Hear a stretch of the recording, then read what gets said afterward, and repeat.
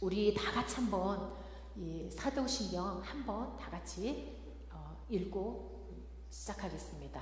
우리 다 같이 처음부터 시작. 전능하사 천지를 만드신 하나님 아버지를 내가 믿사오며 그 외아들 우리 주 예수 그리스도를 믿사오니 이는 성령으로 잉태하사 동정녀 마리아에게 나시고 본디오 빌라도에게 고난을 받으사 십자가에 못 박혀 죽으시고 장사한 지 사흘 만에 죽은 자 가운데서 다시 살아나시며 하늘에 오르사 전능하신 하나님 우편에 앉아 계시다가 저리로서 산자와 죽은 자를 심판하러 오시리라.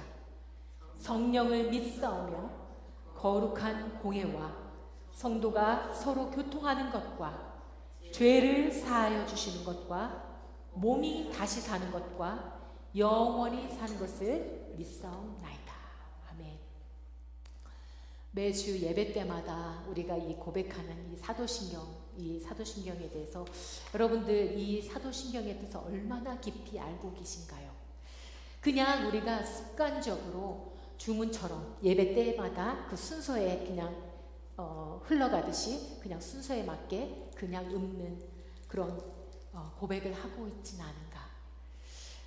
예를 들면요, 누군가 나를 알지 못한 사람이 갑자기 딱 내 앞에 와서 나한테 사랑한다고 고백하면 그 고백 여러분들 믿을 수 있겠어요? 그 고백이 진짜일까요?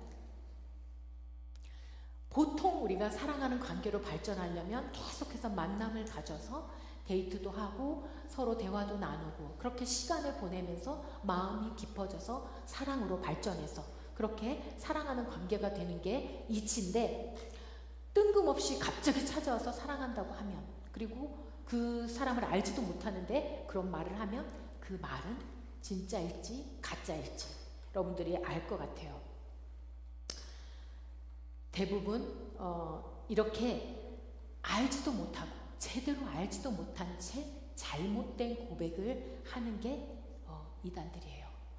이단들은 대부분 기독교와 아주 유사하게 비슷하게 다 쫓아하지만 정작 믿음의 고백의 대상이 달라요. 믿음의 고백의 대상이 하나님이 아니고 그들의 교주예요. 그들이 믿는 교주가 하나님이에요. 우리가 이 신앙 고백서인 사도신경을 공부하는 이유가 뭐냐면요, 이 성경 전체에 엑기스 같은 핵심 교리가 이 사도신경 안에 압축되어 있는 거예요. 이 성경 전체에서 말하고자 하는 핵심, 그런 중심적인 그런 단어들이 이 사도신경 안에 다 들어있어요.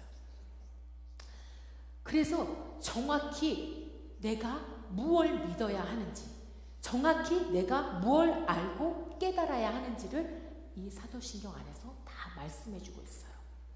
우리의 믿음의 방향이 잘못되지 않게, 그리고 여러분들 매 예배 때마다 고백하는 이 살아계신 주님을 만난 한 사람의 신앙의 증인으로서 우리의 삶을 굳건하게 이 고백을 할 때마다 우리가 이 믿음이 더, 내 이 고백을 통하여서 우리가 믿음이 더 자라나고 증인으로서의 삶이 우리가 더 굳건해질 수 있는 거예요. 비록 이 사도신경이요, 주기도문은 우리 성경 속에 주기도문이 나왔죠. 너희는 이렇게 기도하라. 예수님께서 말씀해 주신 거죠. 주기도문은 이 성경에 나오는데 사도신경은 나오지 않잖아요. 비록 성경에 나오진 않더라도 성경이 말하고 있는 이 66권 전체가 말하고 있는 핵심 진리를 아주 간결하게 정확하게 표현하고 있는 게 이 신앙 고백서 사도신경이에요. 아마 최초의 신앙 고백은 예수님이 길을 가시다가 너희는 나를 누구라 하느냐 이렇게 질문하셨을 때 베드로가 주는 그리스도시요 살아계신 하나님의 아들이십니다 라고 고백한 게 어떻게 보면 최초의 신앙 고백이에요. 이 사도신경을요, 많은 사람들이 오해를 해요. 사도신경 하니까 예수님의 12제자, 이 사도들이 쓴 걸로 착각하고 잘못 이해하는 경우가 많아요. 그런데 이 사도신경은 사도들이 쓴 게 아니고 사도신경은 사도적 고백이에요. 사도적 고백. 이 사도적 고백이 뭐냐면 예수님의 12제자뿐 아니라 살아생전에 예수님과 함께 생활하고 먹고 나누고 듣고 보고 성령님의 택함을 받고 능력을 행했던 무리들, 12 제자 외에도 많거든요. 그리스도의 부활을 목격한 그들이 전해준 그 믿음의 도리, 그게 역사적으로 계승해 온 거예요. 이 사도신경은. 우리 목사님은 성도님들에게 귀한 멘토가 늘 되어주세요. 그리고 우리 사모님은 매주 성도님들에게 맛있는 음식으로 섬겨주십니다. 이 사실을 우리는 들은 게 아니에요. 직접 우리는 봤어요. 나의 멘토가 되어주셨어요. 그리고 우리는 사모님 해주신 음식을 직접 먹어봤어요. 이것처럼 그것과 마찬가지로 사도적 고백을 하는 자들은 바로 이랬어요. 요한일서 1절 말씀을 보면요, 태초부터 있는 생명의 말씀에 관하여는 우리가 들은 바요, 눈으로 본 바요, 주목하고 우리 손으로 만진 바라. 이 말씀과 같이요, 사도의 자격들, 사도들도 예수님의 생애와 죽음과 부활을 직접 보고 주목한 자들이었어요. 그래서 그들은 그 생생한 예수님을 경험했기 때문에 초대교회 때 박해가 얼마나 심했어요. 크리스찬들 잡아서 진짜 사자굴에 넣기도 하고 사자바비덱에 던져주기도 하고 단두대 목이 잘리는 경우도 있고, 우리 히브리서에 보면 톱으로 켜서 죽음을 당한 자도 있고 껍질이 벗겨져서 죽음을 당한 자도 있고, 그들이 어떻게 그렇게 그 박해 가운데 변심하지 않고 그들의 신앙의 절개를 지킬 수 있었는지, 그게 이 사도적 고백 때문이에요. 실제 경험을 한 고백 때문에. 왜냐하면 그들은 봤으니까요. 그게 진짜니까요. 하나님의 아들이시니까요. 그들이 눈으로 목격했으니까요. 부인할 수도 없었고 핍박을 담대함으로 감당할 수 있었던 거예요. 다메섹 도상에서 예수님을 만난 사도 바울이요. 사도 바울은 예수님의 12 제자가 아니에요. 그런데도 사도 바울이라 우리는 불러요.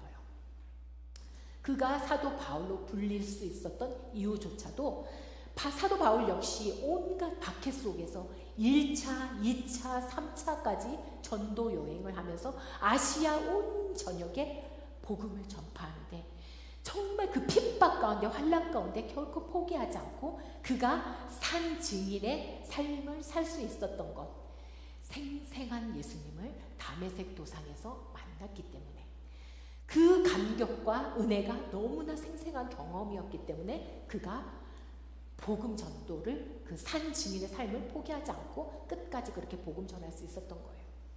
예수님의 12 제자를 사도로 칭하지만 이 사도라는 단어의 뜻은 뭐냐면요, 보내어진 자, 보내어진 자란 뜻이에요.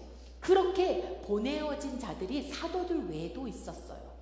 뭐 여러 스데반 집사님도 능력 행했던 빌립 집사님도 있었고 브리스길라와 아굴라 등 수많은 보내어진 자들이 있었어요. 우리나라뿐 아니라 세계 여러 나라들이 다 역사를 간직하고 있잖아요.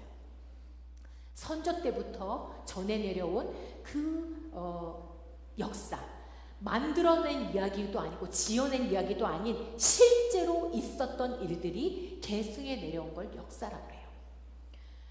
사도적 고백이란 게 예수님 당시 예수님의 제자 외에도 예수님께 직접 치유받고 은혜를 경험하고 거듭난 사람들이 많이 있었어요.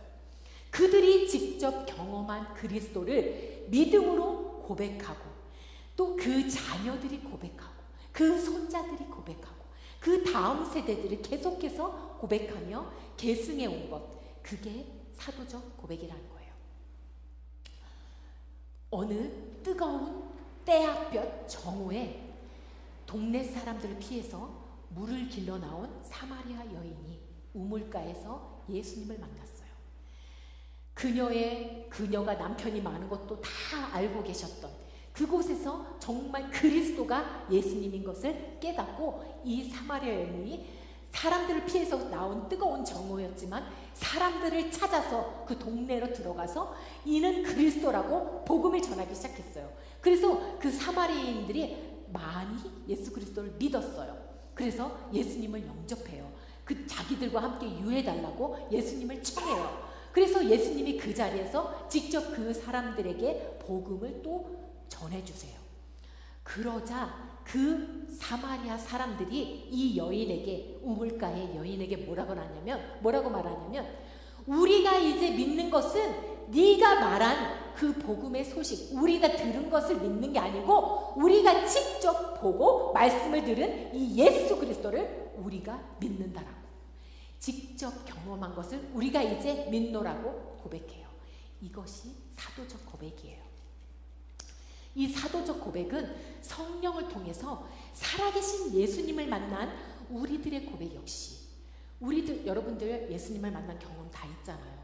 내가 예수님을 만난 경험을 가지고 이 사도신경을 외칠 때 살아계신 예수님을 만난 우리의 살아있는 경험, 그게 이제 역사가 돼서 후손들에게 계속 전해지는 거예요.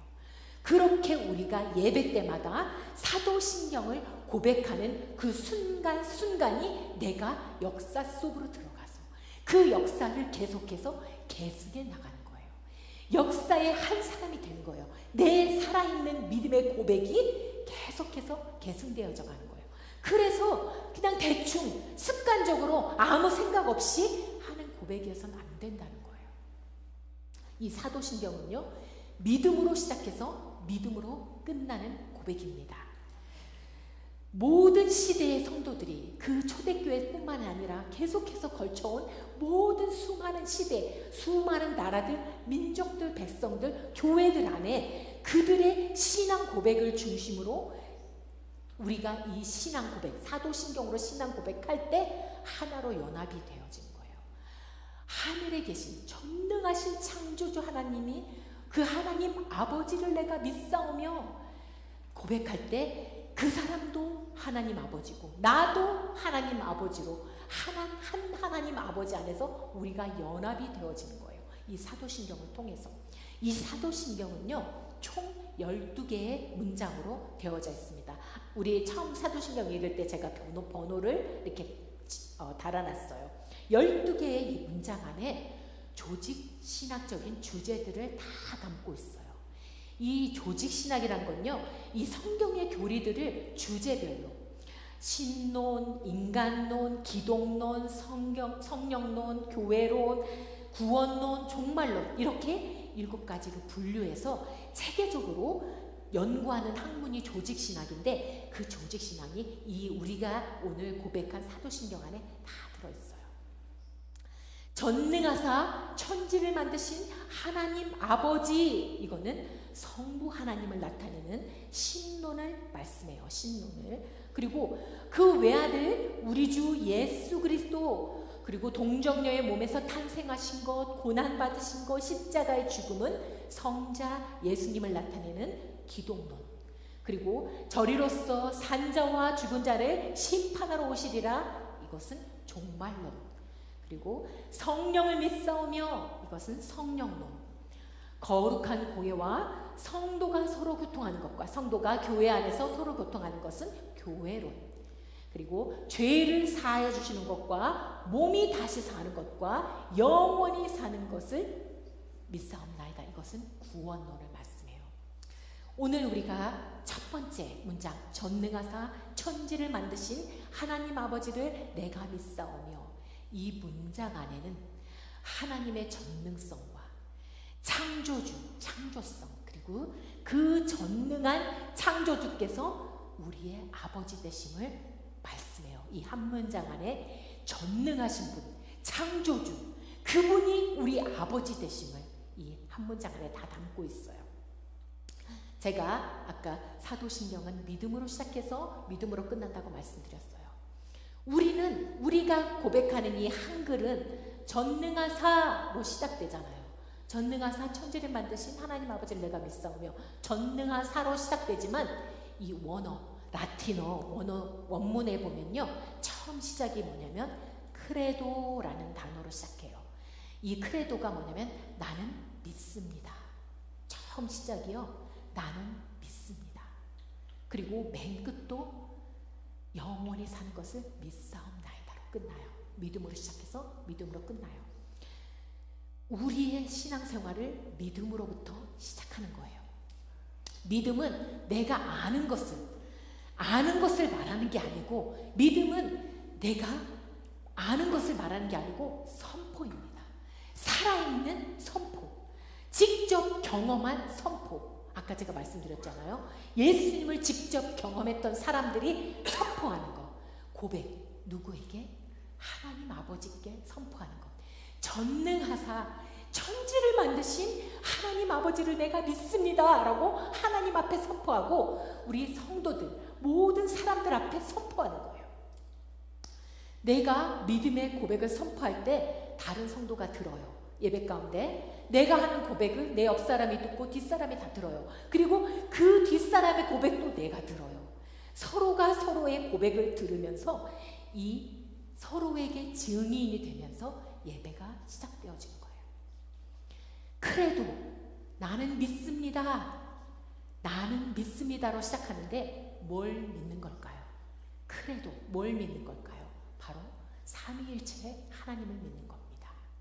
삼위일체라는 말은요, 교부 터툴리안이라는 교부에 의해서 처음 사용된 말이었어요. 한 분 하나님 안에 성부, 성자, 성령 세 위격이 계신 거예요. 한 분 하나님 안에 성부, 성자, 성령의 세 위격이 계신 것을 삼위일체라고 말씀합니다. 그렇게 세 위격이 존재하는 것. 전능하사 천지를 만드신 하나님 아버지를 내가 믿사오며, 이 첫 번째 문장은 성부 하나님을 말씀한다고 했죠. 그리고 두 번째부터 일곱 번째까지 6개의 문장이 예수 그리스도를 다뤄요. 사도신경 안에. 그리고 8번째 문장은 성령 하나님을 말씀해요. 전능하사, 이거는 하나님의 여러 가지 신성, 제가 예전에 하나님의 신성에 대해서 나눈 적이 있는데, 하나님의 수많은 영원성, 전능성, 하나님의 수많은 초월성, 여러 가지 신성 중에 전능성을 나누는데, 전능성을 말하는데, 모든 것을 초월하신 분, 전능성은 한계가 없으신 분. 이 하나님의 전능성에 대해서요, 욥이 어떻게 말씀하냐면, 욥기 42장 2절에 보면, 주께서는 무소불능하시오며 무슨 경영이든지 못 이룰 것이 없는 줄 아노라. 욥이 이렇게 하나님의 전능성에 대해서 고백했어요. 능치 못함이 없으신, 무슨 일이든 다 하실 수 있는 그런 분이라는 거예요. 전능성은. 하나님의 전능성을 이 성경에서 여러 곳에서 다룹니다. 그런데도 가장 두드러진 전능성이 어디일까요? 성경 속에서 가장 하나님의 전능하심이 가장 두드러진 곳, 바로 창세기에 무에서 유를 창조하신 창세기 천지창조, 그 안에, 그 창세기 안에 하나님의 전능성이 가장 두드러진 그 곳이 창세기 천지창조예요. 하나님, 전능하신 하나님께서는 당신이 뜻하신 바를 모두 이룰 수 있는 그런 분이세요. 출애굽한 이스라엘 백성들이 처음 만난 홍해에서 하나님은 홍해를 가르시고 마른 땅으로 백성들을 건너게 하신 일도 하나님의 전능성이고, 여호수아에서 보면 여호수아가 하나님께서 가나안 땅에 들어가면 가나안 족속들을 다 진멸하라고 명하셨어요. 그 소문을 듣고 기브온이란 족속이 속임을 하고, 그러니까 가장에서 속임수를 통해서 이스라엘 백성들과 화친하러 나와요.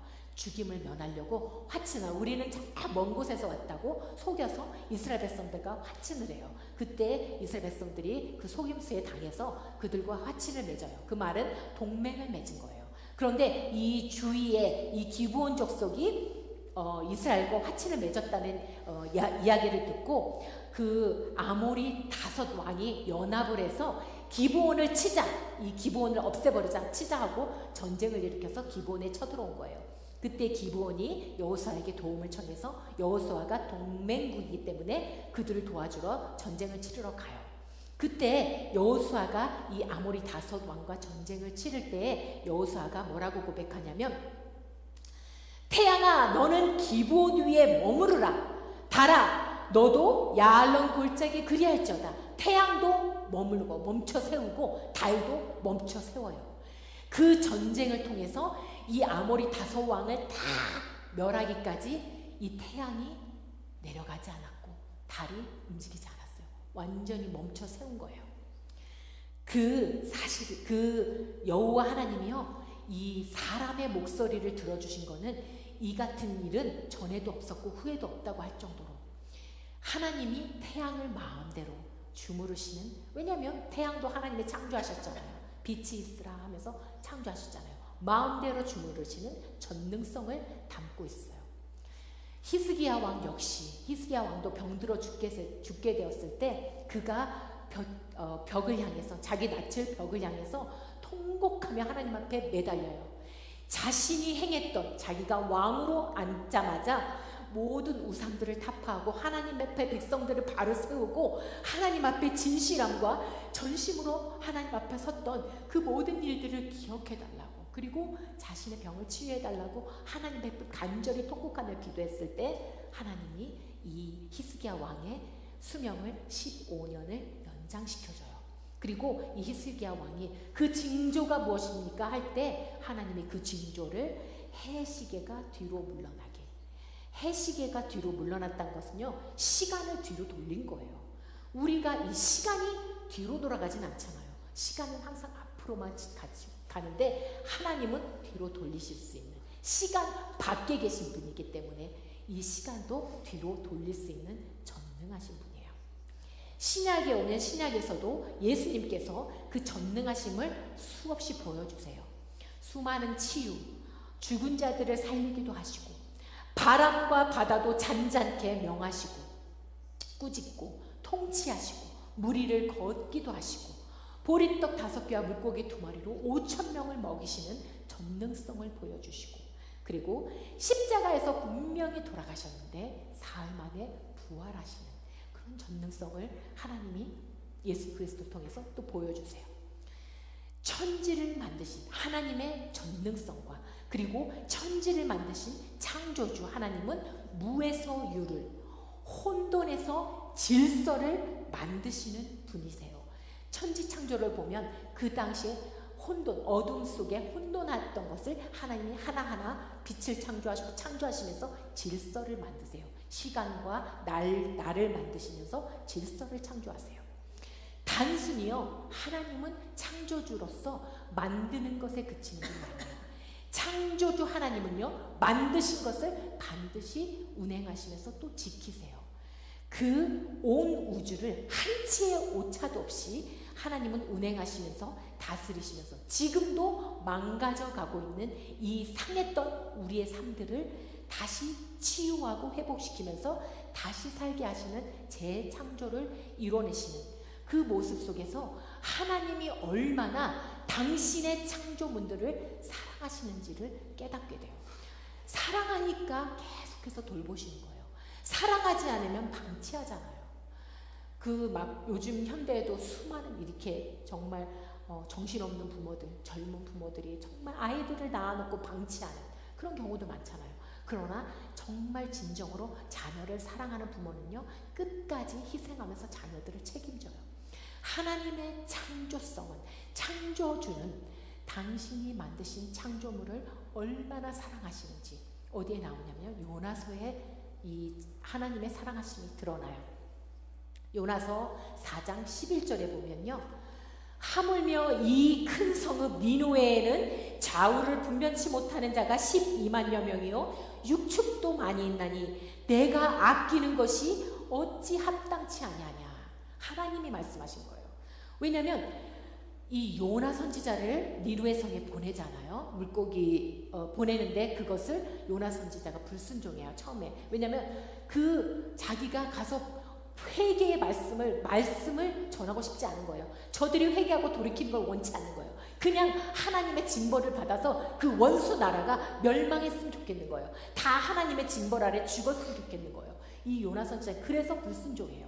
그런데 물고기 뱃속에서 하나님이 이 요나가 회개하고 다시 니느웨 성으로 갔을 때 그 갔음에도 불구하고 3일 길을 걸려서 이 복음을 전해야 하는 거리, 그 넓인데도 그냥 하루만 전하고 말아요. 그 정도로 이 요나는 원치 않았어요. 그 원수들이 회개하고 돌이킨 거 원치 않았어요. 그런데 하나님은 당신의 창조물을, 이 정말 악한 백성이었거든요. 이 아수르 민족이 얼마나 이스라엘 백성들에게 잔인하게 행했는지, 악한 백성들이었는데 그들이 정말 좌우를 분별치 못하는 그들일지라도 하나님은 회개하고 돌이키고 살기를 바라는 마음이셨어요. 그리고 육축까지도 아끼시는, 육축도 거기 있다고 하시잖아요. 육축까지도 아끼시는 마음을 나타냈어요. 그렇게 당신의 창조물들을 그냥 만든 거에서 그치는 게 아니라 사랑하고 돌보시는 분이에요. 예전에 제가 유튜브를 통해서 김명현 교수라는 분의 창조과학 세미나를 이렇게 시청하게 됐어요. 그분이 이분이 목사님의 아들이었는데 이분이 창조론을 믿지 않았어요. 처음에는 믿지 않다가 이분이 과학자로서 정말 공부를 하고 하면 할수록 이거는 도저히 진화론일 수가 없는 것을 발견하게 된 거예요. 공부를 하면서. 그래서 이분이 그 과학을 공부하면서 분명히 창조주, 누군가 만드신 분이 있구나를 진짜 철저하게 깨닫고 나서 이제는 하나님을, 이 과학을 갖다가 하나님의 복음으로 밝혀내는 거예요. 창조론일 수밖에 없는 이유들을 밝혀내요. 과학을 연구하면서. 그래서 그분이 연구한 것들을 유튜브에 이렇게 올렸는데, 제가 그걸 보는 중에 한 가지에 말씀드리면, 모기. 때로는 모기 잘 안 보이잖아요. 모기를 이 마이크로 현미경으로 본 것을 제가 이렇게 화면을 보게 됐어요. 여러분들, 모기는요, 얼굴에 눈이 2개가 있는 게 아니고요, 이 얼굴 자체가 다 눈이에요. 다 눈이에요, 모기는. 그리고 이 모기 다리에도 섬세하게 다 깃털로 덮여 있고요. 보이지 않는 그 모기 다리에 발톱이 다 있고요. 정말 얼마나 섬세하고 세밀하게 만드셨는지 진짜 그 모기 하나를 보면서도 경이로움을 느낄 수가 있었어요. 하나님의 창조에 대해서. 그래서 우리가 모기가 물렸는데 잡을 수가 없는 게 눈이 너무 많아서 우리가 이렇게 잡으려고 하는 걸 눈으로 다 보는 거예요. 그래서 빨리 도망가는 거예요. 정말 그 정도로 하나님은요, 이 날개 끝, 모기 날개 끝에도 이 2중 3중으로 레이스가 되는데 얼마나 예쁜지 몰라요. 우리 눈으로는 정확히 보이지 않지만 너무 예쁜 날개의 모습이 너무 예뻐요. 작은 모기조차도 작품이라 여길 정도로 섬세하고 정교하게 만드신 그런 창조물들을 전능자 보시기에 좋았더라, 좋을 정도로 정성으로 창조한 그런 작품들이기 때문에 아껴주시고 사랑해주시는 거예요. 이러한 사랑으로 창조한 사람은 특별히 더, 사람들은 심히 보기 좋았다고 하시잖아요. 그만큼 그 정도의 마음을 담으셨어요. 하나님의 형상을 따라 창조된 우리는 하나님의 형상을 따라 창조되어 있기 때문에 성부, 성자, 성령의 형상을 다 가지고 있어요. 그래서요, 우리 인간들도 창조성이 있어요. 창의성이 있어요. 그래서 우리 인간들도 창조해내요. 우리가 만들어낸 것들이 있어요. 그래서 어떨 때는 와, 어떻게 저런 걸 만들어내지? 라는 감탄을 할 때도 있지만, 와, 인간이 어떻게 저렇게까지 하냐? 이런 한탄을 하는 창조성을 보일 때도 있어요. 우리 인간들은. 그렇게 와, 저건 사람이 아니라 짐승이네, 이런 한탄이 나오는 창조를 할 때가 우리 인간들이 있어요. 하나님은요, 자신이 창조하신 창조물들을 참으로 아끼시지만 인간들의 창조성은요, 우리가 정말 감탄이 나올 때도 있지만 한탄이 나오는 그런 창조를 할 때가 있어요. 죄 때문에, 우리 인간의 죄 때문에 하나님이 만드신 창조물들을 해롭게 부패시키는, 그런 망가뜨리는 그런 우리 인간들의 그런 우리 행위가 있을 수 있어요. 그렇게 우리는 망가뜨려 온 것들이 너무 많아요. 하나님의 창조 세계를. 그래서 하나님은 예수 그리스도를 통해서 다시 이 지금 혼돈 가운데 있는 이 세상에 질서를 세우시면서 파괴해서 다시 회복으로 돌리시는 그런 사역을 하나님이 하시는 거예요. 죄인된 우리는요, 결코 하나님께 올라갈 수가 없어요. 우리가 올라갈 수 없으니까 하나님이 친히 이 두 번째 이 위격이신 성자의 모습으로, 이 위격이신 친히 성자의 모습으로 친히 내려오신 거예요. 우리가 갈 수 없으니까 친히 내려오신 거예요. 그래서 이 성자 예수님께서 하나님과 우리의 중보가 되어 주시면서 친히 양자로 입양해 주셔서 더 이상 양자가 됐다는 말은 뭐냐면요, 더 이상 창조물이 아니에요. 그냥 창조물로 끝나는 인생이 아니에요. 양자 된 건요, 전능하신 전능자가, 창조주가 내 아버지가 됐다는 거예요. 그렇게 우리가 신분이 상승된 거예요. 창조물에서, 온 천지 만물과 같은 동일한 창조물에서 우리는 더 이상 창조물로 끝나는 인생이 아닌 양자가 됐다는 거예요. 하나님의 아들로 상승을 시켜준 거예요. 신분을 상승시켜준 거예요. 하나님 아버지를 내가 믿사오며, 우리가 믿을 때에만, 내가 믿사오며, 이 고백, 믿음의 고백이 있을 때에만 아들이 될 수 있는, 창조주 전능자의 아들이 되는 그 자격이 주어져요. 창조물과 창조물이었던 인간이 하나님의 아들이 되는 과정 사이에 예수 그리스도가 있는 거예요. 이 부분에 대해서, 예수님의 그 사역의 부분에 대해서 우리 이제 다음 시간에 나누게 될 건데요.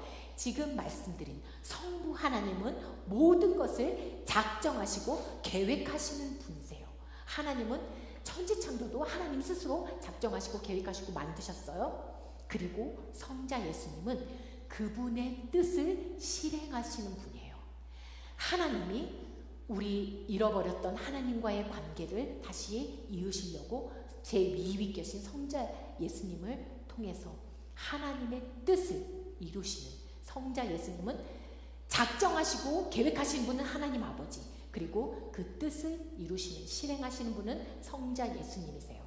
마태복음 26장 39절에 보면, 조금 나아가사 얼굴을 땅에 대시고 엎드려 기도하여 가라사대, 내 아버지여, 만일 할만하시거든 이 잔을 내게서 지나가게 하옵소서. 그러나 나의 원대로 마옵시고 아버지의 원대로 하옵소서. 아버지의 뜻대로 하옵소서.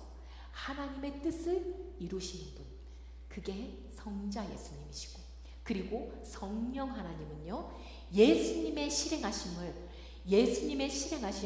우리 안에 적용시키고 완성하도록 도우시는 분이 성령 하나님이세요. 하나님의 자녀라는 신분은 더 이상 우리가 인간의 제한된 능력, 인간은 능력이 제한되어 있잖아요. 우리는 한계가 있어요. 그 제한된 능력 안에 갇혀 사는 삶이 아니고, 하나님의 아들의 신분은 더 이상 우리가 한계가 있는 제한된 능력에 갇혀 사는 삶이 아니고요, 마음이 상하고 상처 입고 절망하지 않아도 된다는 거예요. 전능자의 자녀는요, 인간의 연약함 중에도 담대할 수 있는 최고의 하나님의 빽이 생긴 거예요. 하나님 아버지가 생긴 거예요. 자녀된 우리는요, 성령님을 통해서 성령께서 우리 안에 적용시키고 실행하도록 완성되게 해주시는 분이라고 했잖아요. 이제까지는 우리가 한계가 있는 인간의 삶이었지만, 하나님의 자녀가 된 이상은 그 한계를 뛰어넘어서, 성령을 통해서 그 한계를 뛰어넘어서 하나님의 능력을 입을 수 있게 됐다는 거예요. 우리가 하나님의 자녀 됐다는 것, 전능자의 자녀 됐다는 것. 여호수아처럼 태양을 머무르게 하고 달을 머무르게 하고, 그리고 신약의 12제자들처럼, 12제자들도 다 예수님과 같이 동일한 능력을 행했잖아요. 죽은 자를 살리고 안진뱅이를 일으키고, 이 시대에도요, 많은 능력을 행하는 믿음의 사람들이 있어요. 우리는 더 이상 피조물로 끝나는 인생이 아니고, 피조물만이 아니고 자녀로서, 신분 상승한 자녀로서 이제는요, 두려움에 굴복하지 마시고 어려움 앞에 낭망하지 마시고 담대하게 서실 수 있도록, 저는 담대하게 설 수 있는 방법은 성령님을 의지할 때, 그분을 의지할 때 성령이 우리 안에 적용시켜서 완성시키기까지 우리를 도우실 거예요. 이 일들을요, 하나님은 성경에 약속하신 것만이 아니고 실제로 이루어 주셨고, 또 앞으로도 이루어 주실 것, 그것을 믿을 수 있는 저와 여러분들 되시기를 진심으로 기도합니다. 하나님의 전능하심을, 창조주를 이 글로 다 담을 수가 없어요. 제가 이 지금 준비한 이 원고로 하나님의 전능성, 창조성을 다 담을 수가 없어요. 하지만 한 줄로 요약한 전능하사 천지를 만드신 그 하나님 아버지를 내가 믿사오며, 이 문장 안에 다 압축되어 있는 거예요. 앞으로 여러분들이 사도신경을 고백할 때 전능하시고 창조주이신 하나님이 내 아버지이심을 믿음으로 담대하게 선포하실 수 있는 저와 여러분들 되시기를 진심으로 축원합니다. 오늘 우리 다 같이 찬양, 아까 우리 함께 나눴던 찬양인데요, 함께 찬양하시면서 다시 한 번 더 아버지 되시는 하나님을 고백했으면 좋겠어요. 언제나 창조주는요, 당신의 창조물들을 창조만 하고 방치해두는 분 아니라고 했잖아요. 당신의 창조물들을 이렇게 창조물로 끝나지 않고 자녀로 신분 상승케 해주셔서 자녀 삼아주셨어요. 그 강물 같은 주의 은혜로 내 영혼을 새롭게 빚어가시는 그런 창조의 하나님이 우리 아버지라고 함께 고백하신 시간 갖기 원합니다.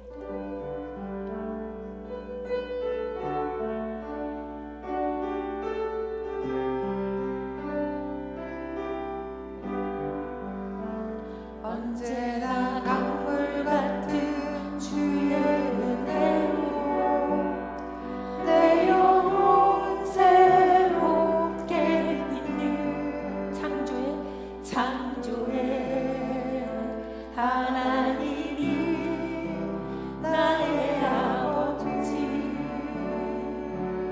지치고 상한 마음 싸매 주시고 품 안에 안아 주시는 위로의 하나님이 나의 아버지. 진실하신 하나님이 나의 아버지. 실수하지 않으시는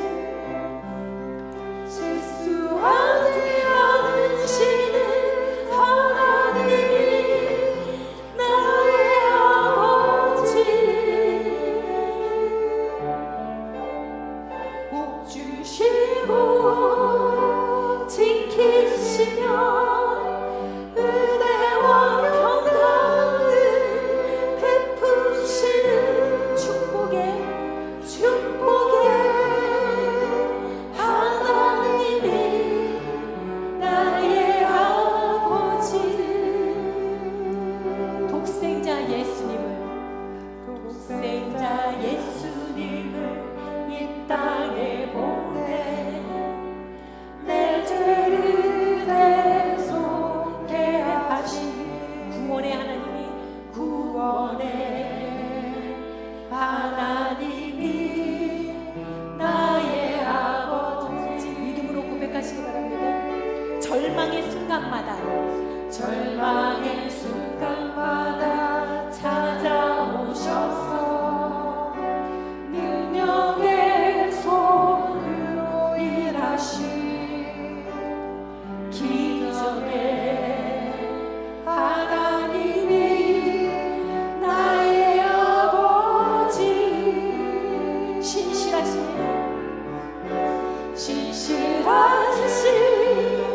하나님이 나의 아버지. 실수하지 않으신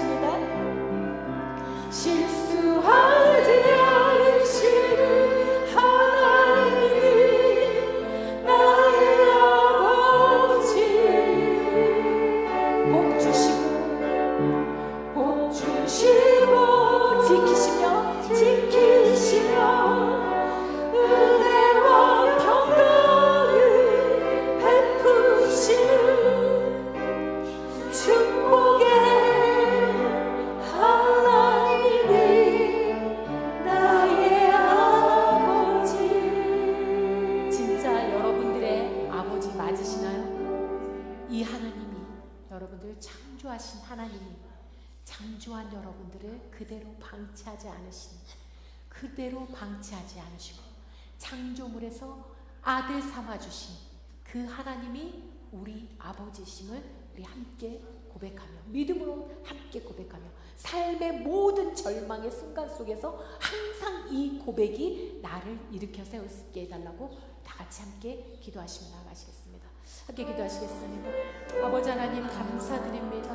아버지 하나님, 우리는 이 사도신경을 너무나 아무 뜻 없이 정말 주문처럼 외웠던 때가 너무나도 많습니다. 아버지 하나님이 얼마나 크신 분이고 얼마나 주님 전능하신 분이고 아버지 우리를 창조하신 창조주가 그러한 크신 분이 아버지 하나님 우리 아버지 되심을 그렇게 나를 자녀 삼아 주셨어요. 창조물로 끝나는 인생 되지 않게 하시고 그 창조물이었던 우리가 영원한 죽을 수밖에 없는 그런 인생이 되었지만 다시 아버지 하나님 우리를 주님의 아들 삼아 주시면서 우리의 신분을 상승해 주시면서 창조주의 자녀가 되게 하신 그런 우리 아버지 하나님 자녀 삼아 주신 그 아버지를 아버지 하나님 진정으로 아버지로 고백하는 우리들 되게 원합니다. 그 능력의 하나님이 우리 아버지심을 저희들 잊지 않게 하여 주시옵소서. 절망의 순간 속에서 내가 삶의 한계에 부딪혔을 때 또 낙망하고 넘어졌을 때 아버지심을 그 전능자가 내 아버지심을 고백하며 일어서는 우리 성도들 다 되게 하여 주시옵소서. 이 사도신경의 고백이 그냥 아버지 하나님 웃는 주문과 같은 그런 고백이 되지 않게 하시고 우리가 실제로 살아계신 하나님을 경험한 실제로 살아계신 예수님을 경험한 아버지 그 구원을 경험한 그 구원을 맛본 우리들이 삶의 역사의 한 증인이 되어서 우리가 그 역사 속에 들어가서 내 후대에도 그 후대에도 우리가 역사의 산증이 되는 고백이 우리 예배 때마다 웃는 사도신경의 고백되게 하여 주시옵소서. 그러한 내 고백되게 하여 주시옵소서. 내 삶의 고백되게 하여 주시옵소서. 하나님 앞에 아버지 앞에 선포하는 고백되게 하여 주시옵소서. 사람들 앞에 우리 성도들 앞에 살아있는 내 고백되게 하여 주시옵소서. 그 고백을 통하여 우리 서로의 고백을 통하여 우리가 함께 살아가는 함께 일어서는 교회가 되게 하여 주시옵소서. 아버지 하나님 그러한 아버지 하나님 삼위일체 하나님이 성경의 모든 삼위일체 하나님의 모든 함축이 이 성경의 가장 중요한 엑기스가 이 사도신경에 담겨있음을 저희들 깊이 깨닫는 저희들 신앙되길 원합니다.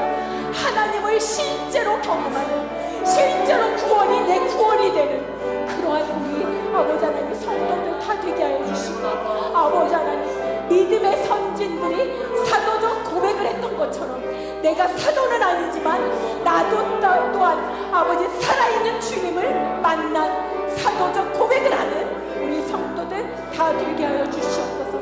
아버지 하나님 그렇게 주님을 만난 산 증인들이 다 되게 하여 주시옵소서.